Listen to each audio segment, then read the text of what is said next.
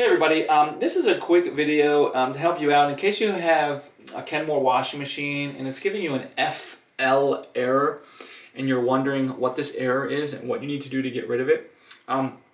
So the FL error is a flood error. So it's flooding, so it means that there's just too much water coming into the machine can't take care of it. So there's a couple things that could be going on here. First thing to do is to come down.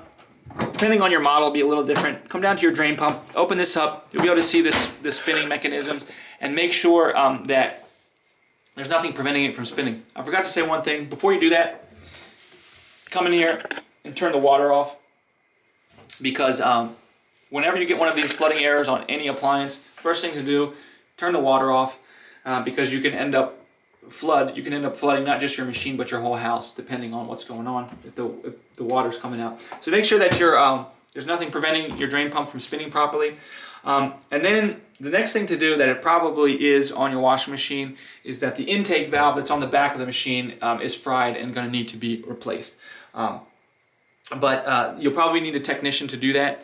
And if you decide to do that on your own, there are plenty of videos that'll show you how to replace an intake valve. But the first order of business that you to do if you get this error is to turn the water off, so that you don't end up flooding your house. So anyways, hope this video helped you at least figure out what's going on. Thanks a lot for watching. Have a great day.